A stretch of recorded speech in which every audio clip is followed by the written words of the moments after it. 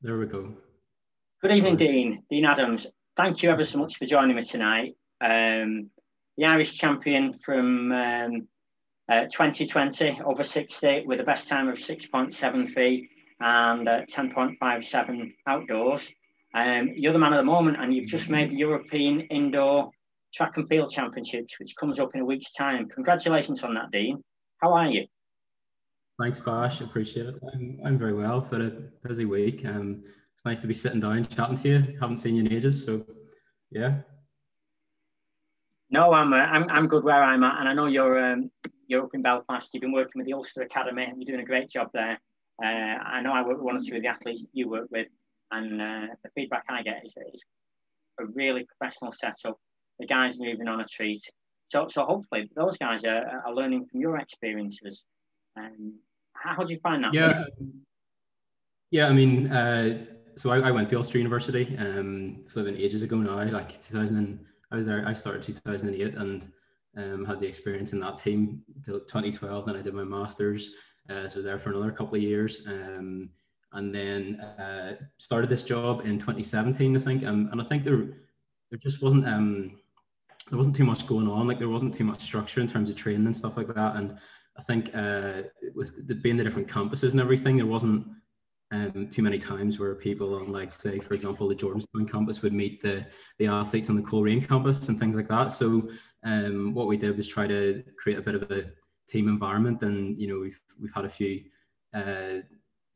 times after freshers where they've met up and got to know each other and stuff. And it meant that when we first went to our first competition, the biggest one would be the indoors that they first would all be at. They would all know each other, and it was nice to see kind of somebody who I've seen from, say, the Coleraine campus meet somebody from the Jordanstown campus for the first time at one of the events we've arranged, and then seeing them like on Instagram, like meeting up, and they're friends now, and they've been friends ever since. It's nice to see that, and that all adds to sort of our really good team atmosphere when we go to these kind of events and everything as well, cheering each other on. Great stuff. And you've managed to keep yourself training and flowing fairly well, and I think you've done, is it 673 or 674 again this year? 674, I think. Just at the weekend there, 678 again. And I never thought I'd be in a position that I'd be like, 678, like disappointed with it, because this time last year I would have done anything for that. So it's amazing how things sort of move on, and all of a sudden your goals change, and you push on that a little bit more. And once you've broken one sort of barrier, you can sort of visualize getting there again and going beyond that as well. So yeah, third best time at the weekend there. Yeah. Brilliant. And I mean, that's testament to your longevity and your coaching support group over the years. But if I can just take you back, for my first question is, at what age did you realise that you could be an international and run for Ireland? I mean, when did the penny drop with that? When did you realise that you could become an international athlete? What age? That's what I mean. Monday, when the selections are made. That's when No, I think I was like, I made a bit of a what do you call it? A breakthrough. You were European Junior International, wasn't you? Quite a few years ago. Yeah, like I think to be honest, whenever I was like third and fourth year in school, I was always quick to 20 meters. Like I've managed to keep that up as well. But like I was nowhere after 20 meters or 30 meters. Like everybody would come past me, and started to grow a little bit, not too much, but just a little bit, and was able to keep up with people a little bit more, and made a big sort of breakthrough. I think when I was third year in school, I ran 14.7 in the 100, and that was at the districts, and never went beyond that, obviously. And then I went to 12.2 and the next year or something, and then I think it maybe was 11.3 down to 11.1 when I was sort of upper sixth. And then I started to get a little bit stronger, and it was the first time I did any sort of strength conditioning, and managed to make a bit of a breakthrough where I ran, like, I think it was like a few 10.8s, and at the time that got me selected for, I was good enough to get onto the European Junior team in Serbia in 2009 now. It seems like a lifetime ago. And then also in the back of, I think when was that? A year later, I ran my personal best in Belgium, 10:74, and that got me into the European Team Championships 4x1 as a reserve. So I got to go on this trip, and it was amazing. Like, I'm lucky enough that I was around the same. I was coming in the same time that likes of Paul Hessian was still about. And I remember one of the coaches there's a few of us that sort of age. We were about 19, 20, and they made us watch Paul Hessian and Jason Smith warming up, because they were the two senior sprinters on that team, and they were there for about an hour and a half, and we were thinking, like, an hour and a half, that's to warm up, you serious? And now my warm up's probably even longer than that, so it's crazy. But you're on those kind of trips, and you see yourself maybe getting onto those teams. Like for example, I was the reserve in that relay, and then I wanted to be on the actual relay team, and then maybe be at an individual like Jason and Paul were competing in. So you sort of see that, but then a lot of injuries get in the way and different things like that, and then it's never a smooth sort of journey. So I thought back then that was the way it was supposed to go, but it never goes like that. So I'm very lucky to be in this position now. Like, I'm 31 in a couple of weeks, 3 weeks. It's creeping up. And I didn't think this would be my first sort of senior individual. So just gonna do my best, see what happens, really. Absolutely. But you know, I mean, what were your thoughts when you were 18, 19 and you ran that, you know, that 10.8, 10.74? Were you thinking, yeah, obviously, you know, when you got picked for the European team, that's you as an international. But surely before that, was there a specific session or a specific race where you thought, yeah, I've nailed this? You know, was it the All Ireland schools or the Ulster field?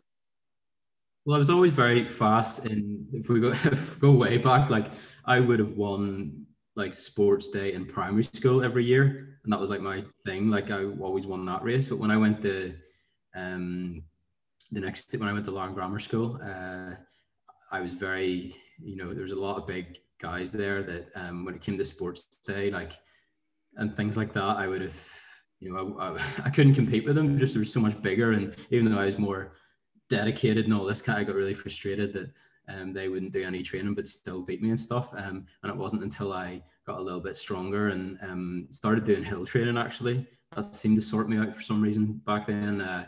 Just, yeah, maybe like maybe accelerate just a little bit longer and not be up into my running after about maybe a few steps. But yeah, certainly when I was about maybe 17, I started to get a little bit stronger, and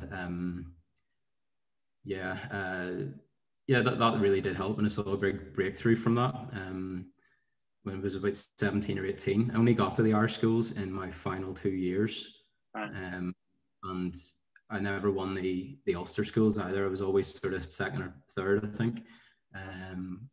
But yeah, no, 17 or 18 is when I saw a sort of bit of a breakthrough. Yeah, I mean, in fairness, we know that you know, some of the guys in Ulster, from their cross training, they can move at a hell of a rate. And obviously, I'm talking about Aaron Sexton. But we always have those people that do a variety of sports and are more powerful, more physically mature. So they have got an advantage. And sometimes, and I was one of those smaller people that I caught up over the years. But at 14, you know, I was a long way behind, you know, the best in the nation. But, no, and that leads on quite nicely to the next question I was going to ask you. And you already touched on this. What processes have you worked on, you know, at various key stages of your development to help you improve? And you've talked about hills and how that accelerated your development probably at 16, 17. Were there any other particular processes, you know, perhaps on the strength and conditioning side or the speed endurance? And obviously you've mentioned hills. Yeah. Hills was definitely something. Once it was in, it stayed. Started working on S&C when I was about 19 with Laura Kerr, who you'll know, and definitely really helped. I can't even. I'm trying to remember how that sort of. I think, yeah, I ran my 1074 when I was about 19 or 20. After just getting stronger, being able to actually apply force to the ground, and just made all the difference. And then again, once S&C comes in, and that stayed as well. I think I was just too. I didn't know what I was doing really. Before that, I would have done I like can tried to just do pause you on that, because I mean, you say just apply force to the ground. In what way did you manage that or develop that in your S&C? Because S&C is a really wide area, but specifically, you know, are there 2 or 3 key S&C things that applied to you at that 17, 19, at the age of 19? Well, first of all, being able to move properly so I can actually do the lifts. I think I wasn't too bad actually in terms of movement, but just getting strong and powerful. Just the blend of those two in the gym. Like I think my go-to was trap bar. I was always very good with the trap bar, lifting very very heavy on that, and then that definitely I just felt so much stronger. Back squat as well. I would have done a lot of cleans back then, not so much now. There's a lot of things I've cut out now just because they aggravated me too much. And the trap bar I found in recent years, actually only last year, or well, I suppose 2 years ago now, in November 2019 it would have been. I found that it was hurting my back and I was getting neural pain that was causing me all sorts of problems. Like, so I cut that out and just tried something different in the gym then. But yeah, definitely just getting strong and actually one of my problems was then I picked up an injury, hamstring injury, and then my track sessions weren't going that well because I was almost too scared to get up to really let go and hit those reps with sort of some kind of intent. So I was never getting above 95% intensity in training because I was too scared in case it would happen again. And I think that happens a lot of people. That's what sort of really holds them back. And because the track sessions weren't going well, I was really focused on the gym, and the gym sessions are going well. I'm getting loads of PBs in the gym. But then when it came to race time, wasn't getting PBs because I wasn't running fast enough in training, Gotcha. on the back of those injuries. And just coming back to what you said there about being strong and powerful, you felt you were getting strong, you were getting powerful, and to different people, they might interpret, strong. Is it massive weight, or do you do that in a percentage of your own body weight? And then when it comes to powerful, do you measure the speed of your lifts, or how do you measure or monitor those 2 items that you mentioned there, strong and powerful? Well, in terms of strength, with the trap bar, I knew I was strong. I was getting up to 200 odd back then. And in terms of my body weight, I was only about 68, 69 yeah, I was thinking kilos. That's three or four times your body weight, yeah. Very, very strong. In terms of power, I would have done cleans back then. I wonder what weight I would have done. Obviously, yeah, it probably would have been about 70% of my max lift I would have done, in terms of if I was focused on power. And obviously towards races, I would have dropped the weight down a little bit and would have focused on more the speed of the lift. Wouldn't measure the speed of the lift really. I know there's ways of doing that, but we wouldn't have done that. But yeah, but I think my problem was as well the days I was doing things on. Like I was trying to lift really heavy or I would have lifted really heavy on a Monday and then tried to do a speed session on a Tuesday and not seeing the problems with that. Being tight and not maybe being recovered and stuff for those kind of sessions. So, but it's all a learning process. So it is. Yeah, and it just takes quite a while to sort of figure out what works well for you and everything. It's taken me quite a while. And in terms of actual running sessions, and we've talked about the S&C, but what key running sessions would you say were key in that, I guess, junior to senior transition? I mean, what I would have done, I can't even remember now. Some of these sessions, I think it's very different to what I do now. Anyway, I think. We'll go with that then. I mean, what are your key running sessions these days? Because you're running better than ever. So. Well, I think one of the problems I think before and why I was maybe getting injured and things like that was I wasn't recovering enough between reps to actually run fast. Um, but now I'm taking a lot of recovery. So if we do, say, for example, a 60-meter rep, it's going to be between maybe 6 and 10 minutes I take recovery so I can hit that hard again. Whereas before it just wasn't enough. It meant that maybe the second or third, fourth rep aren't going to be as fast. And then my session isn't going to be as fast as a result, you know.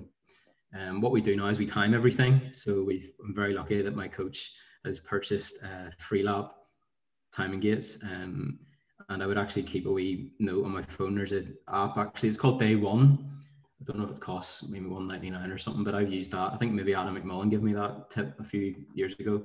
I've used that as sort of like a training diary almost, and noted down times. You can go back and actually look and see what your times were before. And luckily they're considerably faster than they were a few years ago. So that's what we would do now. We would time a lot of our reps. All of our reps. Good.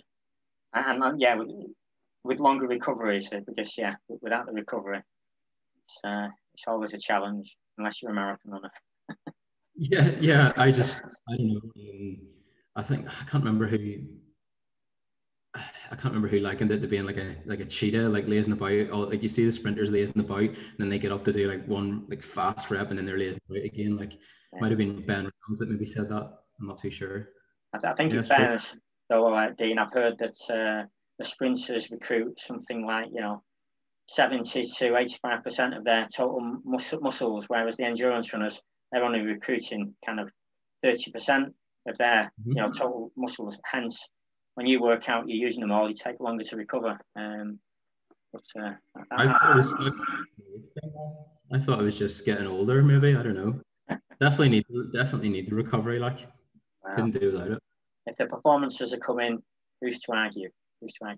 Yeah, well, things seem to have been working the last few years. Like a steady. I think I made the mistake of being I was unrealistic in terms of what I wanted to do. I wanted to jump like maybe 0.3 of a second. It doesn't work like that, and I'd be very impatient. But it's come down. The times have improved steadily, but being consistent is very important. And I've learned a lot over the last number of years with my coach Alan. So a lot of things have changed, but it's going in the right direction anyway. Yeah, no, I understand. I think one of the other interesting things that you've also said is that although sometimes the performances might not necessarily be moving on massively, you are monitoring yourself in other ways that perhaps they are still moving on. And I think we know from experience that with training, it might be that one part of your training edges on while another part stagnates. But in time, hopefully, they all move on. But most importantly, even if they don't, your performances and races do move on because they're the ones that count. Yeah, absolutely. Looking at your coaching over the years, then, would you like to share some of the positive aspects of your coaching? Again, in the early years, and obviously, what you're doing now. So the positive aspects of the coaching team. So if I go way back, like I think it's scary now thinking about it because it's 20 years ago, and I still remember going down the Balmain and Antrim Athletics Club. 2001, I went down, and I think I went down in the winter, which didn't help, and it was very cold and stuff. And I was sort of experimenting with different sports and stuff, and I went to a football club then after that, and then I finally went back to the club in 2004 again. And at the time, the junior coach was Melanie Browning, whose son's actually Jonathan Browning, who was very, very fast, around 10:59, I think, and 6:80. So he was very, very good. And yeah, Melanie was great. Like, she was almost like a second mom almost. Went above and beyond and really, really helped me. And I think it's really important as well. Like, because when you're that sort of age, athletics is competing with all different sports in terms of keeping kids in their sport. Melanie kept me in athletics really, so she did, because I enjoyed her sessions and she was great. and went warm weather training with those guys and stuff as well. And it was a brilliant wee group, and we had a lot of friends from in that group as well. And then the way the club worked, once you got to a certain level, you moved sort of to another coach. And the next coach was Philip Snoddy. That was when I was about maybe 17, 18, I think. And you mentioned Aaron Sexton earlier. Philip actually held the 1 and 200 Ulster school records there for like 30 years or something. I think that's right. I think that's right. And then Aaron has broken them, so it shows how good of a sprinter he was back in the day as well. And yeah, Phil was great. Like, he got me to, I ran when I was 20, 685, which won the national indoors when they were in the Odyssey, which some people who have been around long enough might remember as well. So yeah, and then I did a lot of accelerations in his sessions and a lot of blocks and stuff, which really helped, and got really familiar with that, and really improved my start. And then Paul McKee was another one of my coaches, and I've a lot of time for Paul. He's brilliant, and I was doing a lot of training which was sort of out of my comfort zone. Like, I never really did sort of longer runs before, and I probably would have run a decent maybe a decent 200 for me anyway, like maybe low 22 or something. But I was very injured at the time. Like, I had a lot of back problems and stuff, and I ultimately wanted to do the 60. I wanted to get really good at the 60, and Paul suggested then I go and train with Alan Kennedy and his sort of group, and that was in 2015. I went to join Alan, and I found it a bit weird because he's only a year and a bit older than me. So that's, you wouldn't normally get that, I don't think, for coaches. So I thought it was a bit weird, but he's very wise, which helped that, and he was able to sort of almost change my outlook on athletics in general. Like I'm not a professional athlete. I can't train 6 days a week, and I was sort of almost doing that before, like training for years. I'd maybe train 5 or 6 times a week, and things get in the way. Like, you're in university, you're working and all, and you can't train like that. I'm not a professional athlete, and he sort of changed my outlook on athletics in general. Like, and we went down to training 3 days a week, but we run fast in those sessions, and we recover in between. So it's been great the last 5 years. Like, I mean, I was there when I was 25, and I think actually for anyone that times runs or anything, my very first, right, so my 60 PB now is 673. When I first joined, one of the first sessions I did in Alan's group, just to get a marker on where I was sort of at, I did a flying 60. So I did an 80-meter run with the gates at 20 and then at 80. And I didn't break 7 seconds. So he looks back and thinks, oh God, maybe that's him done. Like, but I think it was just fear of like hamstring injuries and all the things like that, and scared to get up to speed. So one of the first things we did was got a lot more mobile, because I was very, very tight and, not able to get into any decent positions or anything. Got more mobile, and we worked very much a short to long approach. So a lot of 20s, a lot of 30s, and then building that up, and practicing, from the start on. Changed my blocks a little bit because he said my back block was like way back in the crowd or something, like, so we moved and I was stepping up and over and things like that, and I could still get out quickly, but it wasn't setting me up for like the rest of the race, and that was the only thing that was going well at the time, and I sort of resisted in that, but then I eventually changed it, and it's worked out much better, and I can see the benefits of it now. And is that keeping you lower for longer? I think I'm able to apply force the correct direction for longer. My shin angles and everything like that. I think I think I would, yeah, definitely. That's 100%. I would say. Gotcha. And just going back to Phil Snoddy, you said you did a lot of accelerations, a lot of blocks with him. What were the key things on that? I mean, that made a difference. Just, I think one of the things actually, which I don't know whether a lot of people do, like practicing reacting, and this is actually quite funny because someone mentioned to me there actually yesterday about the commands and all these kind of things in different countries, and like, oh, is it going to be in English, like on your marks and set, things like that. We did a lot of practice in reacting and stuff, and sometimes you would actually call on your marks and set in German, and at the time you're like, oh, what's he doing? But then you realize, like, yeah, like you have to get used to this kind of thing. Like I remember being in Belgium a few years ago, and he called on your marks, and it hadn't even registered with me that it would be in a different language. And I was like, oh God, what's set going to be here? So the first time I'm set is when I actually go up in the set, and so that's a really good point. I got very, very good at reacting, which really helped. And because the end of my race wasn't so good back then, still could be improved, but it wasn't too good back then. I reacted and got away, and probably won a lot more races than I would have if we didn't work on that kind of thing. So those kind of things really, really help. Got you. No, that's good. And then you said earlier that you do from you short to long. What do you mean by short to long? Because I know you mentioned 2030s. When you say the long, what are you referring to there? So, for example, in the winter, we would begin with doing 20. So we would do our general prep for about 5 or 6 weeks.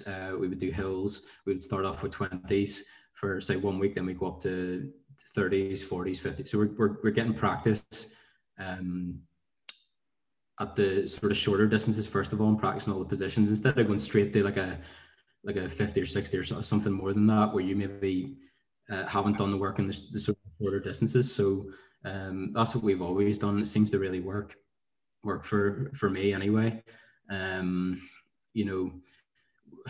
I've done sessions before where they're very random in terms of the distances and stuff, and you might do like a few 30s and then you're going up to 90 and all this kind of thing. But the short to long, where you're really practicing getting loads of repetitions in on those shorter distances, and then once you've done a number of them, then building them up really, really helps. Well, it helps. I know everyone's different. It definitely helped me. No, I think I once had a chat with a coach called Mike Leonard. I don't know if you know him. He coached Craig Pickering, and Craig Pickering was a 60 specialist. I mean, he was decent 100 guy as well. But Mike was saying to me that he does a lot of short stuff. It's rare that he does much more than 100 or 150s. And I was surprised at that. But that's what he said to me. He said no, it works. And I think Craig had the best of about 10, 11, so I wasn't really going to argue with him. I find it definitely works. I'm not going to change anything now. No, it certainly it is working, and you're there at the European Championships. Well, we're waiting to get through all these COVID tests. There's a lot of barriers in the way here. Let's hope so. Well, the only barriers, you're an athlete. You've spent a lifetime overcoming them, so shouldn't be a problem. Don't worry about it. Just let the management worry about that kind of thing. That's what they're there for. Talking about challenges, I've got a question about how do you overcome challenges in training? What do you not enjoy about training, and how do you overcome something that you're not looking forward to in training? Do you mean now, or when I was younger, or what do you? Well, particularly when you were younger, but also now. Maybe that now you're a bit older and a bit wiser. When you're younger, I think you've got a lot going on. You're maybe at school, you're maybe at uni, or whatever it is. There's a lot of other things happening. You've got exams, you've got all these kind of things going on. So your mind maybe might not be at training, or I know there's a social aspect to training as well. And I don't know, I remember back in the day, maybe like I don't know, if somebody in training's beating you or something and you're getting wound up, that can affect things as well. But especially when you're younger, just yeah, and just getting injuries and stuff. I remember like you had a big race at the weekend or whatever it was, Irish schools or something. You're feeling niggles and everything, and you're maybe not wanting to let on in training in case the coach tells you, oh well, you'll have to miss this competition and stuff like that. We things like that I think are play a part when you're a bit younger.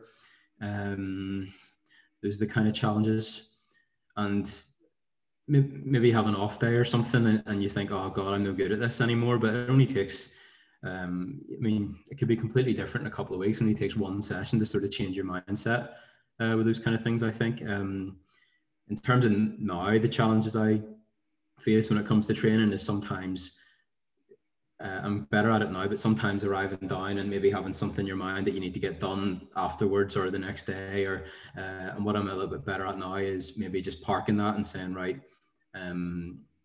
it's whatever, 5 o'clock or something, 6 o'clock, and I'm training. I'm not going to think about this till later on or whatever. Those are the kind of challenges I would face now, I think. Yeah. More recently, I think, yeah. Gotcha. And what's the hardest part of your training then?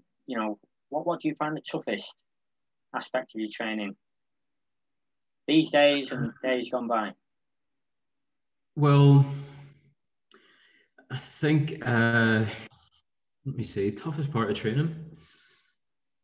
Just at the minute, just recovering from it. Like, I mean, for example, at the minute all the time we would do 3 days a week consistently, for me anyway, consistently Tuesday, Thursday, Saturday. And I'm finding, so for example, we would do 2 gym sessions, but they'd be straight off while we're warmed up, straight after the track session. So the track's the most important thing, get that done.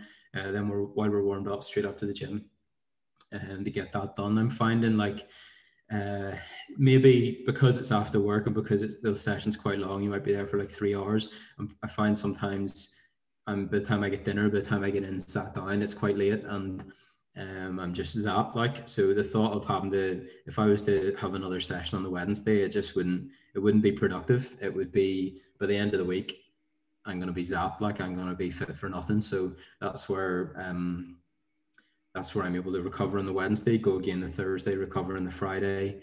And when I say recover, I mean sort of active recovery, where I'm doing some rolling. I've got the massage gun, which is unreal now, and I'm doing a bit of stretching, just making sure when I come down on Saturday, which would be our sort of either max velocity or speed endurance session, that I'm feeling good for it. Yeah, so that's the way my week would sort of look, I think. Good. No, it's interesting to compare and contrast, what I've seen others doing, and obviously what's working for you. Yeah. Final question I've got for you here is, what do you do when you're not running? What does Dean Adams do to relax and chill out? And particularly on taper days. Obviously, you've got some big taper days coming in. So what will Dean Adams be doing on those taper days? How will he make sure he's tapering and recovering? Sorting out what's happening. Let me see. So whenever I'm not running, I just moved into an apartment there the last year and just trying to sort that out. So it's halfway decent. Just let me see. I work with team sports. I do a bit of coaching with team sports as well. I work with I suppose the only person I would coach consistently, really, aside from athletics, is a basketball player, Erin McGuire. So I do some work with her once a week as well when I'm away from training and away from work. I'm also doing a part-time PGCE, so there's a lot going on. I think in my spare time, I'm just trying to be as organized as possible and making lists and making sure everything gets done on time. And then if I find a spare hour at the end of the day, just watching something on Netflix or whatever it is. I've actually found that last year at nationals, usually before competitions, I'd be very like in previous years, I'd be very uptight and like stretching and like just freaking out about the next day or whatever. And I found last year I was able to sort of chill out. And I was watching Impractical Jokers, and I was just laughing at that, and just I felt really chilled watching that. Like, so I might do that next week as well. If it works, do it. It's got to be done. Got to be done. And probably just to finish off, are there any other events that you wish you'd tried, or you're planning on trying? Whether it's the pole vault or the triple jump, I don't know.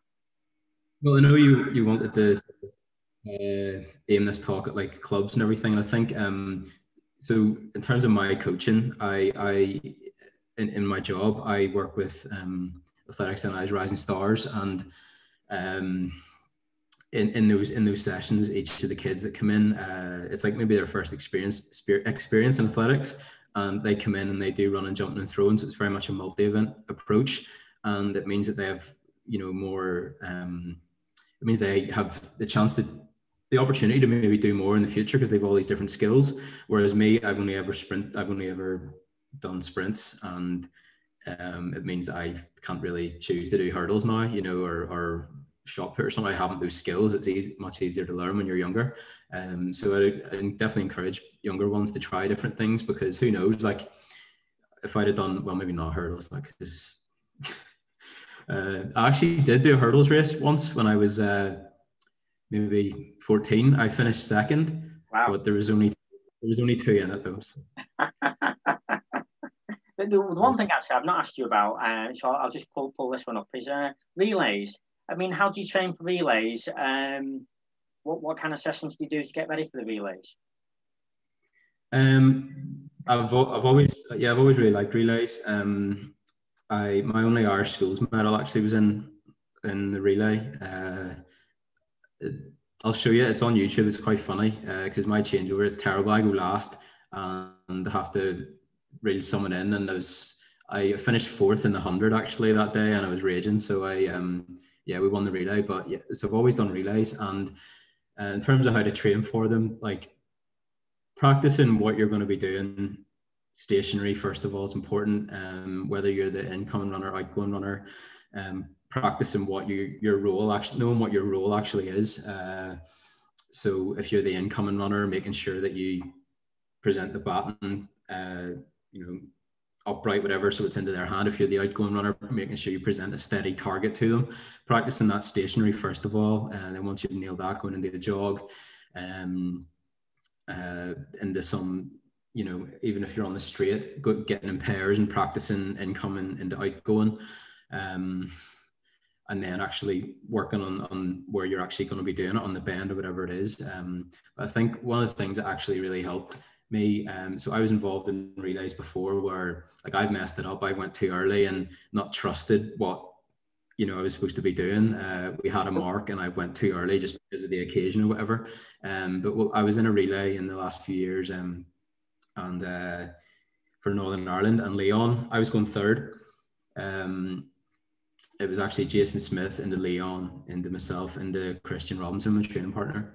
And Leon had actually said to me beforehand, because we had the mark and I was a bit nervous and stuff, and he said, listen, just go on your mark, we've practiced it, and just trust me, like I'll, if your hand is steady, I'll get you the baton. And I was sort of thinking, that's actually a good point. Like as soon as I go and I'm waiting for him to call a hand, it's his job. I shouldn't be worried about, looking behind, seeing where he is. It's his job to do that.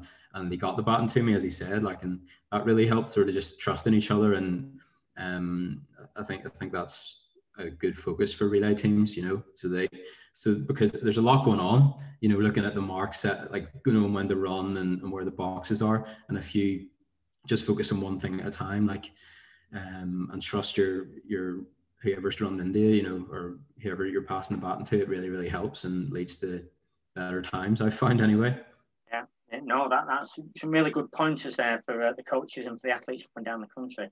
And while we're on that also, one, go on.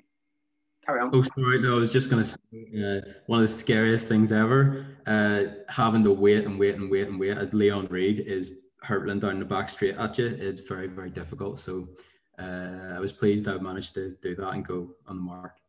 Yeah. Patience is a virtue. But no, great job. And hopefully we'll see you doing some relays through the summer, as well as doing the business over the next couple of weeks. Enjoying yourself. I think the important thing is enjoy yourself out in Poland. And when you're enjoying yourself, usually the results take care of themselves. So I wish you the best of luck for that, Dean. And I don't think I've mentioned them enough, but Alan, thanks very much for all your help and putting up with me the last 4 or 5 years. Cheers. I'll get you Alan Kennedy up at Ulster University, your coach. Yeah. Brilliant. Thanks very much, Dean. I'm just going to press pause. Thanks very much. Cheers. Almost there.